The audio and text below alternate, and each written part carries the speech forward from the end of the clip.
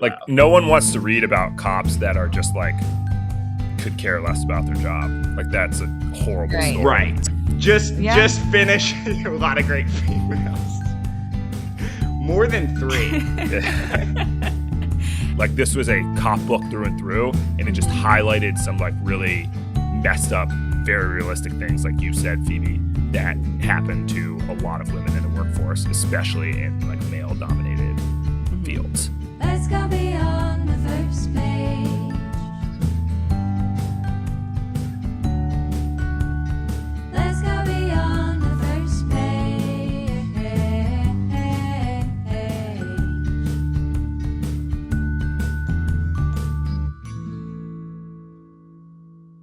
Welcome back, Second Pagers. This is Beyond the First Page podcast with siblings Phoebe, Phil, and Isaac. I'm Phoebe. I'm Phil. I'm Isaac. And this is Club Meeting 56. It is the second book in the detective novel chapter.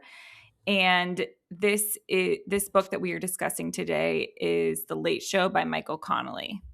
This is a book club style podcast. So if you don't want The Late Show by Michael Connelly ruined for you, recommend that you read the book and then come on and listen to the podcast. And actually, if you want to take it a step further, even, you should listen to our overview podcast, which we did a couple weeks back now, discussing all 3 of the books for this chapter. So if you're trying to figure out what detective novel you should read, check out that podcast. It's the overview for chapter 1 for 2026. And without further ado, since The Late Show is about a badass female cop, I wanted to ask you guys who you thought was the most badass literary female character, fictional character. And Phil, I'll pass it to you first. Yeah, so mine is this woman from this, I think, is probably the most underrated fantasy trilogy I've ever read. It's this fantasy trilogy called The Crimson Empire by Alex Marshall. It's never talked about, and it was absolutely phenomenal. But the whole premise of the trilogy is that 20 years ago, this one really cool general, basically, she conquered everything. And then right before she was about to take the queendom, she just gave it all up. And then she disappeared into obscurity. She actually faked her own death. But then somebody found out that she is alive 20 years later, comes and kills her husband. And the entire trilogy is just her getting revenge on whoever killed her husband. So she's definitely takes number 1. I have never heard of that series, Phil. That sounds pretty cool, actually. Yeah, it's like the world building's phenomenal. What's it called again? The Crimson Empire by Alex Marshall. Cool. Mine is a similar vibe, a little bit. This is a young adult series, but it's the Ember and the Ashes trilogy, and Helene is one of the main characters in it. She goes to a warrior school and then later becomes like the general of the armies for this kingdom that she's a part of. So she's really badass and a very cool character. And I really like this series too. And I think it's also a bit underrated, maybe because it's YA. So like not as many people our age are reading it, but yeah, it's the Ember and the Ashes trilogy by Sabaa Tahir, which I've talked about before on the podcast.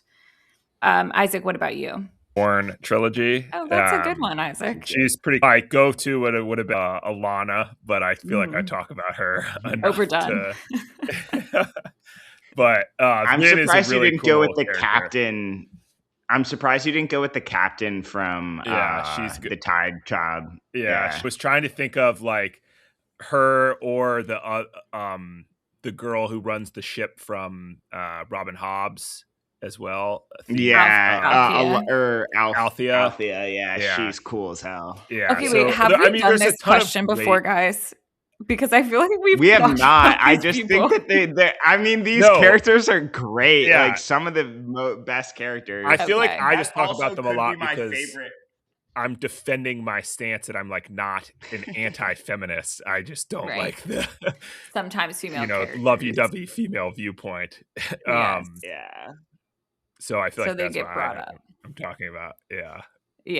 Okay. Mies or Mies. Yeah, Mies. Yeah. That's the All really caption. good. J. Barker. Yeah, all really good. Yeah. Well, if we have done this before, just we're reiterating the same people over again with the same series. So check them out if you haven't. Just finish a lot of great females. More than 3. More than 3, and one of them is Renee Ballard, which is the sure. character we're going to be talking about today in the Late Show. And Isaac, we can do a summary of that really quick if we could before we start talking about it. Yeah, so this book is the first in the Renee Ballard series. Like we talked about before, it's part of the Harry Bosch universe that Michael Connelly has created. And Renee is a homicide detective in LA. In this beginning of the book, you realize that she has been kind of put in an administrative corner and kind of on the back burner because of interdepartmental politics. And you learn a little bit about that throughout the book. And she is, I think unjustly persecuted for that. But she's working on 2 different murder mysteries throughout this book and goes and solves them both very doggedly, very Harry Bosch-esque. So just a great cop novel, as we'll talk about. Mm-hmm.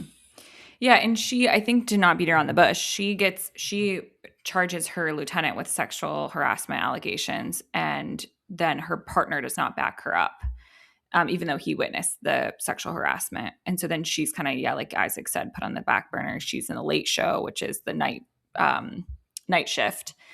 And you get a bit of redemption at the end for her because the gentleman that she accused that sexually harassed her actually wants her back on the squad because of the great work that she does during these 2 cases. But I thought it was a very realistic portrayal of something like what would happen to like a whistleblower or somebody who spoke out against sexual harassment in the workplace as a woman, to where like no one really supported her, but she was still like people still went to her for stuff because she was still a good cop, but it was definitely this unspoken taboo, tricky situation that happened. And I liked that aspect of this book a lot. I thought it was very well done by Michael Connelly. Yeah, I liked that, but I liked also that was all kind of backstory that was uncovered as you went along. It wasn't like that wasn't part of the book, really. Yeah. It was kind of just uncovered as she goes about solving these murders. Right. And something that we talked about a lot in the intro episode was her like relentless work ethic to just like keep working. And so a lot of this other stuff is uncovered about her through that because you can tell she just loves being a homicide detective and loves like seeking justice. And that never strayed. Like it never became this.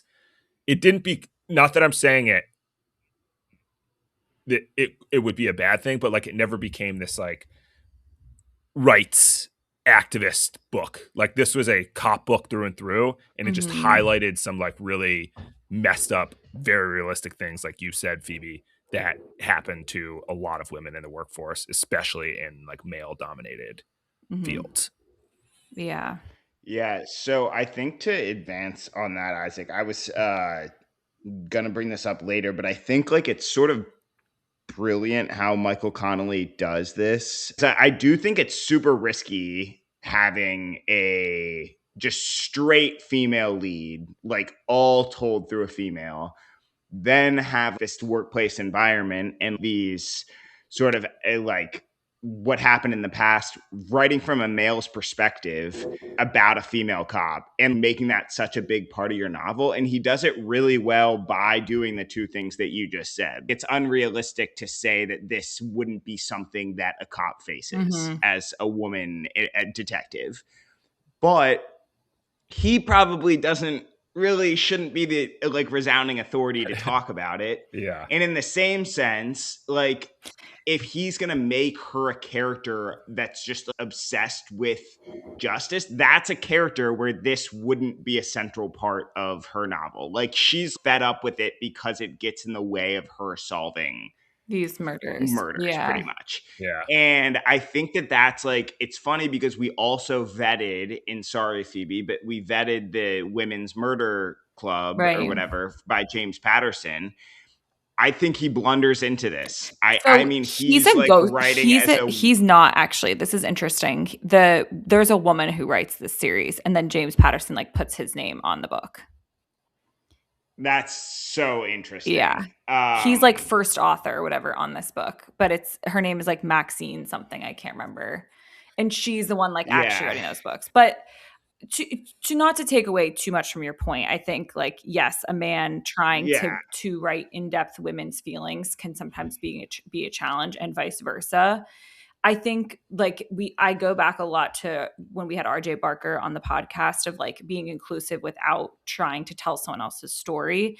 And I think like Isaac said, by making this incident in the past and like you're saying, Phil, like not going too in depth into her thoughts and feelings on like how she was being persecuted, I think Connolly skirts it well enough to like call it out and say, I'm not just acting like this is not happening, but I'm Yeah. also not saying how women feel who are experiencing these things. Yeah. So I thought it was well done. I think that that's something that like I've struggled with in the past of just like thinking that sort of just like, okay, they shouldn't be telling the story, but then like you can't just have a book full of white men. Right. Like that doesn't make any sense. But I think that this is sort of like, yes, include them, but don't tell a civil rights story from the point of a black person if you're a white man. Like that is the wrong thing to do, but don't ignore that. And I think like he does that very, very well. Also making her sort of obsessed with the crime helps with that aspect, and also just like turns her into a very, for some people who looking for character development might say unidimensional character, but like also that's her shtick. Mhm. I think that he commits to that. And if you're looking for character development, I'm not sure why you're reading this book. But it's not like, that's fine. Like this is not where you want to be going with this. Yeah. And I think he does it really Like well. no one wants to read about cops that are just like could care less about their job. That's a horrible story. Right. So,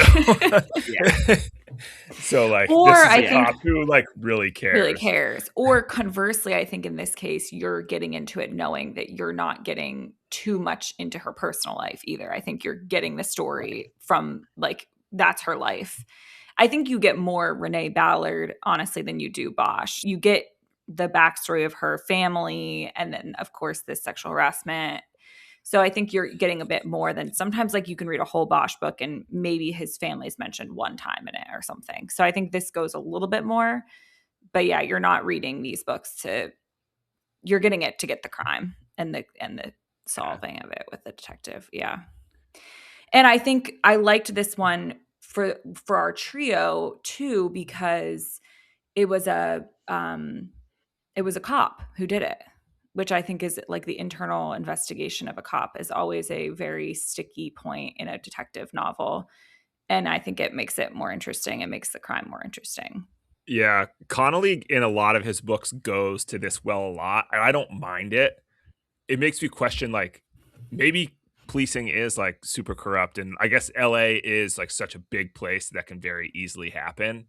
But the whole like cop corruption thing is cool. And the other thing this ties in, I'll bring this up. But so her ex-partner that didn't stand up for her is Ken Chastain. His father is in a Harry Bosch novel investigating Harry Bosch as an internal affairs detective. And actually Bosch catches him in corruption of his own, and Chastain, so that character, John Chastain, ends up getting killed in the Rodney King riots in a Harry Bosch novel. Which and that was like alluded to in this book. Yeah. It was, but he was killed and never like kind of convicted because he was just like kind of like went away. But Bosch was honing in, like in a Bosch novel, Chastain Sr. is trying to get Bosch for something, and Bosch like circles back and finds out that he is actually part of this like crime ring or whatever. Yeah. And then he ends up dying before he could be convicted of anything. But I just thought that was so cool how Connolly like sort of just like drops that in there. And still has having a lot of fun with it. have the like a lot of cop corruption, and obviously Ken Chastain was not corrupt. He was killed because he was discovering corruption, but sort of like comes full circle there in the universe. Yeah. That's so fun when you have such a big universe like this, that Connolly does this a lot. Like he will connect these different novels, you know?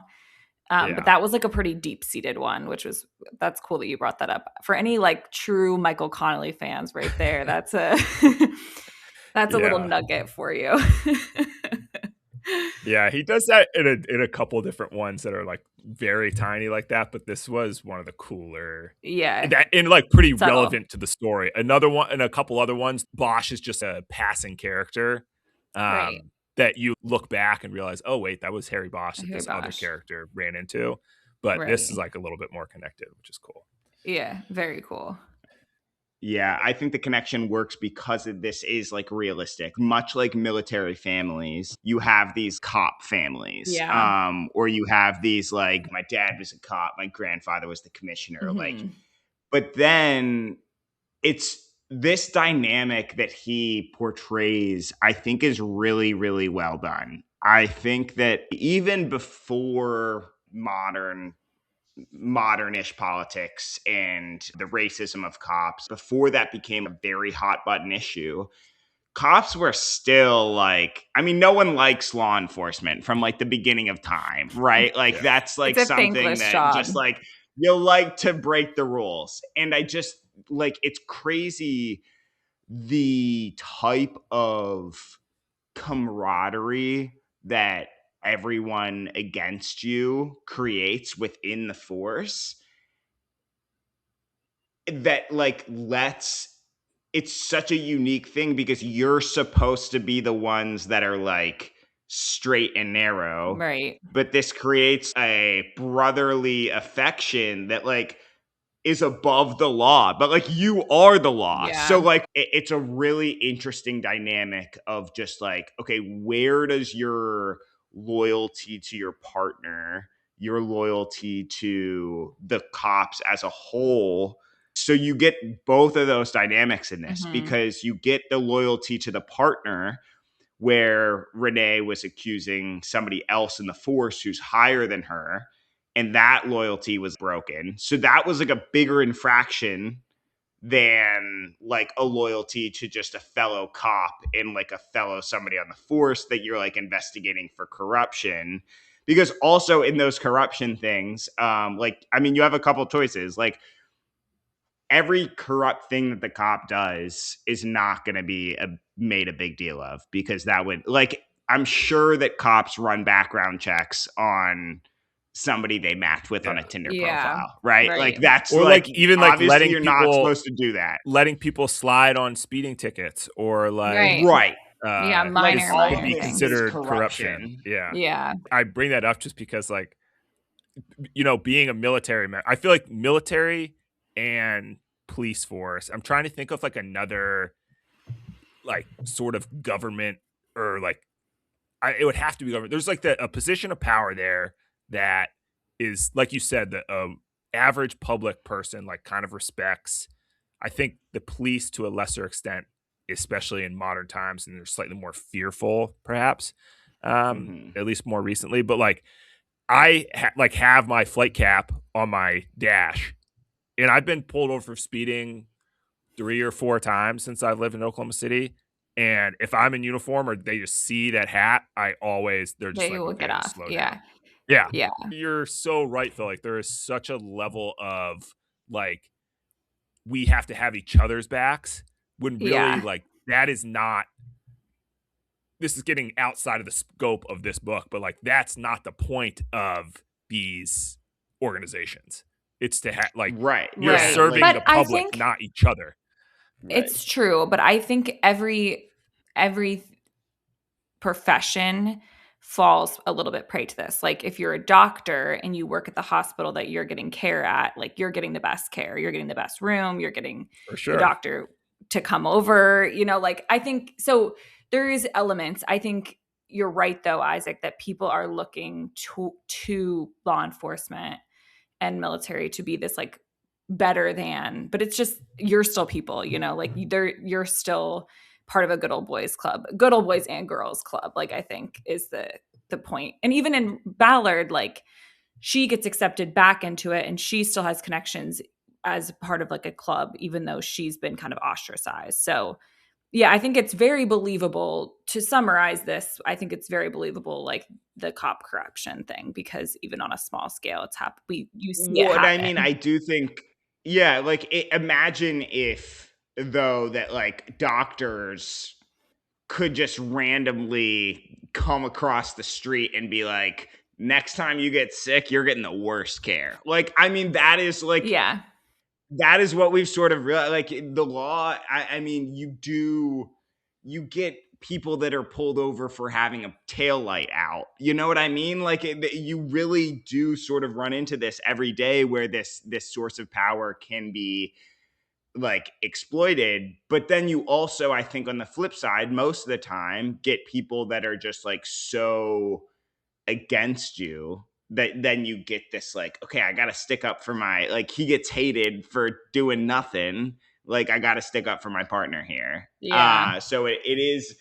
And then there's the sense of like, I do think that Ballard, or that they do this pretty well, maybe not in this one but in the rest of the series, where like there's the sense within cops that like this is a fraternity, or like this is more than, we're not just doctors together, we're not just teachers together, like we are Like brothers. a like group. Mhm. Yeah, like we are brothers. Yeah. And I think military, you get a little bit of that as well. But I think that that's like pretty interesting, and I think that like cannot say enough that this is like realistic. Like he does Right. very well, I Yeah. think, in portraying these Yeah. What you're agencies. what you're kind of like summarizing, I think, is a reason why we and a lot of other people will enjoy reading a Renee Ballard character, because Mhm. she doesn't necessarily buy into that, which is like, as a True. non-cop, you read that and you're like, yes, this is what a cop should be. This is what a detective should be. She has the same amount of caring for, like, like she has her first victim is a transgender prostitute that like half the cops won't even give the time of day, because they're just like, she was out there She's and not got worth the climb. assaulted. So like, why, we're never going to find this guy. And then the doctors Right. like, Well, don't first of call all, her the right. they never refer to her as a Well, she. that's what I was saying. They The right all, gender. They they all all call them the not wrong respect her. gender. Yeah. Right. And Renee is like, well, Renee, and we talk about this too, like she becomes so like, doesn't sleep, works on this on her free time, because she like cares so much about getting justice for this woman, For anyone. and Yeah. eventually ends up like her own self in like mortal peril trying to solve Yeah. this murder in her free time. Not even like she's not even supposed to be She's doing not even it. on a And she like case. has Yeah. to like convince and lie to her bosses to keep working it, because she's like, no one else is going to work this as good as I know I can, and this is just going to Mhm. like disappear unless I do this. Yeah. And I think that, and like she like, even at the end, like we've talked a lot about this sexual assault scenario Allegations. against her, yeah, that she made, then she gets like ostracized. She gets asked back to get to like the elite detective group, RHD, in the LAPD, and she's like, no, I'm not going back to this club where I was, pushed out because Kicked I out told the of. truth. Yeah. And especially like, I'm not gonna like come back and work for some guy that assaulted me. Like, I'm not Right. doing it. And so Right. you Like I have my you dignity. have like this almost immediately, and it just grows this like profound respect for her, because she is like out there doing a job that is thankless, and that we as the public like view this is how it should be being done by everybody. Right. The expectation of like the thankless. Yes. Yeah. Yeah. Like, you don't become a cop to have power and carry a stick and like get your friends off DUIs and to like not pay parking tickets. Like, you become a cop to Protect and Yeah. defend yes, exactly. citizens. Yeah. Yeah. And she like embodies that so well. Yeah. I think it's so true. You also brought up while you were talking about that, I think one of the elements of the story that I really liked when you get like these, I don't want to say like a cheap detective novel, because I don't think this is, but a detective novel you could really sink your teeth into. I think like the elements of this book that really stood out to me and that kept me reading were the fact that she's simultaneously solving two cases. I really do like the fact that one of them is police corruption. I think that's a very interesting, hard to navigate element.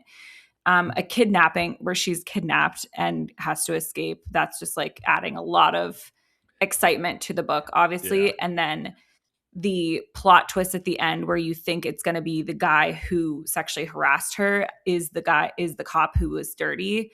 And in the end, it was the guy who was being nice to her, who was investigating her. So I think all those elements for me is what really made me love this book. And I think, Phil, you had mentioned on our intro that one thing that bothered you was first of all, that she never slept, which felt I'm unbelievable. committing to that. But now It's Isaac's just- like, if Isaac wanna having push not back on slept, that. he's like, Yeah, I want to push back on that so hard. I actually have a note. No, dude. I have the note. You can't make. You Bill's are lack not of sleep. thinking correctly. Bill's Like, lack of sleep, totally possible. New parent, people who love their jobs. Like, we all, or at least I know. the these, thing like, is, you would burn out so quickly, Yes, though. no, like, but you no, would could no, do it for 2 weeks. when I we're was just at screaming Shaw, now. when I was at Shaw, I worked for this guy, not a great boss at all, but he worked 16 hours a day every single day for 6 months that I was there. Like, it is physically possible to do. That's all you do. You don't. yeah. You go Yeah, home and you sleep. so- And that's what he did. He told us he would go home and pass out. He would eat like he would eat like an Uncrustable, fall asleep, wake up, come back into work, and work for another 16 hours. So it is Okay. totally possible to do. No. It's a horrible life. Okay, so you're Yeah. you're doing a different thing. Imagine if he did that, and then instead of going home, eating an Uncrustable and sleeping, he went to the beach, fucked around for 4 hours, went and exercised, and then caught 2 hours in a tent. Okay, it's slightly different. Yeah, I think but the I don't tent know. I element, think it it adds was a just bit of like, this unbelievability. entire book was only a week long. Like, you could do that. But For yes, but she does it in all of her books. But we though. don't know how much I time just is think between she's each also book. just I'm pushing back. I she's think it's making totally these possible. she's making these very intelligent deductions though as well, and that's where it gets me. That's where I'm like, there's no She's way critically you could thinking at mentally this do this. She's a Stage. Yeah. professional. She's at the top Okay, of her game. I think that it doesn't really, like, for me personally, it didn't matter that much. I do, like, I see agree your as point, well. Phil. I agree as well. But I think didn't, the I bigger didn't catch it till like the third book. So, yeah, I think the when bigger I was thing reading. was you had maybe mentioned also as a drawback, because I think you, Phil, of the three of us probably had the most negative to say about this book. And I think maybe another drawback you had was talking about character development. Am I correct in saying that? Yeah, I mean, I just think that's but I think it's like a sort of to each their own. I don't think I guess what I'm saying is if this is your type of book, it's the best. It's amongst the That best. there are. done. Yeah. Could I ever say that like this is a top 10 book that I've ever read? No, because it does lack for me like such a crucial element of a like fantastic novel. Mhm. Like you can't not have a character. But like again, I That's don't not the think point. that's Right. Yeah. That's not the point of this book. But I think, though, if you're going and you're like, and I think most people don't really read this type of literature to get that. Like, if you're going to try to go for like a more expansive novel, like, you don't really read crime Right. fiction. Or you And read I The think that City that's in the fine. City if you're looking for Yeah. crime. Right. or That's what I'm something. saying. And that's like, yes, you read a little bit more Out to there. sound like a douche, highbrow, like, yes. But which is, yeah, like, I don't think, and I don't think that that's like too much of a pleasurable read, right? Like, Right. you got to sit down and like you You're get a getting ton something out of it different, at the though. end. Yes, it's a different read. And I think that that's fine. I do think that this is a great first one. By the end, and Isaac brought this up too, he loves it, but they get quite repetitive. I think I can read like 2 or 3 in a row, and then I'm gonna be like, okay, I gotta take a Michael Connelly break. They have the same, I'm not saying they're predictable, they're not, but they're very same rhythm. Yeah. And that rhythm is pedal to the metal the entire time. Yeah. Don't miss a clue. There's Like, tweaking there's justice, always dude. someone They're out breaking the there. Yeah, they law. have- Yeah. They're Out sleeping there in their tents. hacking the Yeah. mish. Right. and See, and that that's you're- like, again, That's also your personality, I think, because I could read, like, I think I read the Bosch series back to back. Like, I had read it in the yeah. 2020, so they'd No, all been and that's written. what I'm saying. I can read some repetitive books for sure, but some series are not repetitive. Some series are so different, Yeah, each like- novel. And those, like the Dublin Murder, Murder Squad, exactly. they're all So very different. Mhm. Which again is hit or miss, because you might get to the 4th book and you're like, I don't like this one. Right. But this one, if you like the first one, you're gonna like the 6th one. Yeah, So, that's a good point. Very good point. Yeah. So, if you're looking for a good detective novel series, Renee Ballard. yes. And Bosch too. So I would say in this category of books, and actually just overall, I would give this book a 5. I had thought I had read this book. I never did. I thought, for all the reasons that I stated earlier, that this book was a 5 for me. Yeah, I think this book is going to be a 3 for me. I think that I'm going to try in our chapters to give some type of differentiation for our readers about like which ones that I liked more. And I think that I would give this one the lowest of the 3. Oh, wait. I which like is that still a you're doing 3-star. that kind of, Phil. Like, so you're saying of the 3 books we read, like, so for me, like, Word is Murder would have been a 3. Probably this would be a 4, and then Right. Dublin Murder would be a 5. If you're going to do it that way. Yes. Mm. You don't have to. I think you can still have a 5-star book and say, I would say the Dublin Murder. I would Over one recommend, over the like, other. The Dublin Murder Yeah. Squad is a better Yeah, book, you can but just- this is still a Okay. 5-star I'm book. sticking with my 5. You can do it. Stick with You can do it. It's your True. own personal. Right. Yeah, Stick with that's your how I would- 5. I think that's I great, like Phil, that, to though, say Phil. like I would yeah. read these books Yeah. in this order again, but Yeah. Yeah. Okay. So I'm No, sticking with I my think 5. that that's yeah, I'm a And 5 Isaac is a too. 5. Okay, cool. Yeah, I'm a 5 as well. I think we hit most of the stuff that, like, for me makes this book a 5. I think that we talked with Tyler in our last episode about kind of that like cozy murder mystery Mhm. genre. That this is what I don't know if other people would call this Is a your cozy, but cozy. this is my cozy for sure. I could have ripped. I would go start tomorrow and start with Harry And Bosch just go season 1. again. Or This is not book a 1, cozy. read them all I don't again. think Isaac's cozy. Isaac understands the cozy. Isaac doesn't like with his cozies. genre. It's my Isaac cozy. does not And like I- cozies. but- But Isaac, But here, it's I'll not tell a you it's why. not a personal thing. That's like saying this is my fiction. I think it is because some things a cozy, comfort. no, a some cozy things is a comfort, genre. but I think some things No. comfort other people. Okay. It could be your comfort book, But but this it's is- not the Yeah. cozy. Yeah. Okay. This is my comfort book, and I'll say why. We talked about the character development some, and there is just enough character development in these books to keep Mhm. you interested, but not enough to make it Yes. heavy.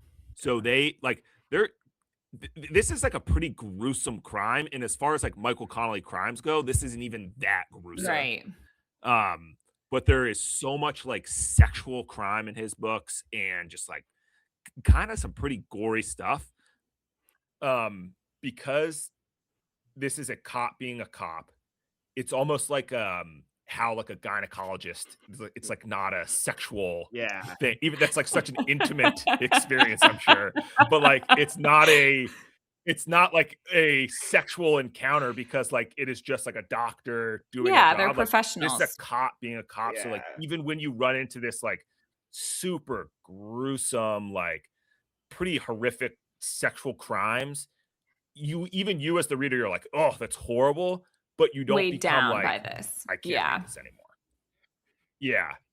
I don't feel Mhm. heavy from it, which we'll talk in our next episode, the Dublin Murder Squad. You do kind of heavy, start to for get that sure. a little bit. A completely different Yeah. murder read.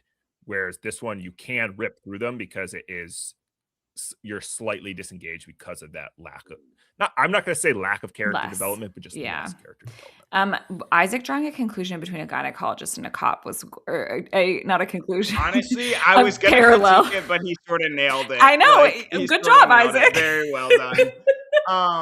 So Thank you. I think that I could have said a urologist though, like considering I've never been to the gynecologist. But I don't. Have you been to the urologist? Again, just a white man.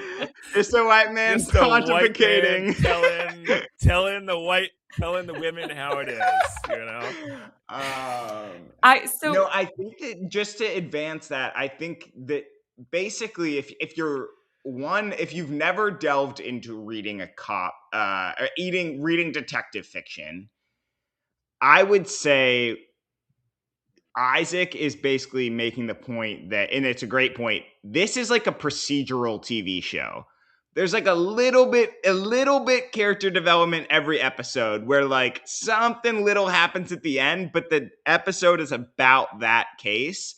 And that's like the exact amount of character development. And I think that that's like such a good, like what you said, Isaac, there's just enough character development to sort of keep you going between the books, but it's about what's actually taken place.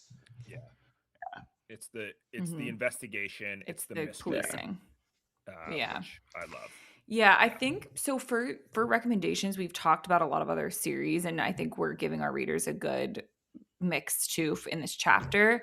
I'm going to take a little bit of a cop out, and I'm going to recommend it to myself actually because I haven't watched it. But there is a show on Amazon Prime now with starring Ballard. There was a Bosch show that's very good that I've watched. So I would recommend watching that maybe if that interests you, or if like reading is not necessarily your thing, but you've read this one. You could follow Ballard on the TV series, and I think I'd enjoy it. So I probably will do the same. So that's my recommendation, and just to make people aware of the show. What about you guys? Yeah. So I think, we've talked a lot about Bosch. The other kind of books in the Michael Connelly universe are the Lincoln Lawyer It's also a series, movie which and a show. are awesome as well. It's a Netflix show. I think I haven't seen it. And then our boy Matthew McConaughey is like in a movie from like the early 2000s in it.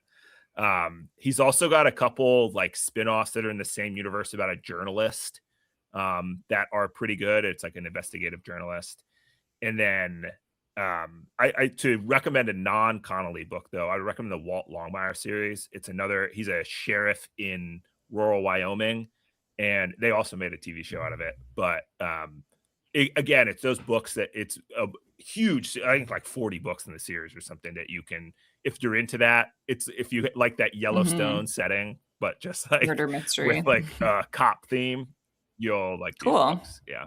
Nice. Yeah, Isaac has a lot of good recommendations. I'm reading the Women's Murder Club because he had recommended it. So he knows his detective novel series for sure. Phil? So mine is the Bill Hodges trilogy probably, and then any later Holly Gibney books. But I actually had mentioned this for the podcast.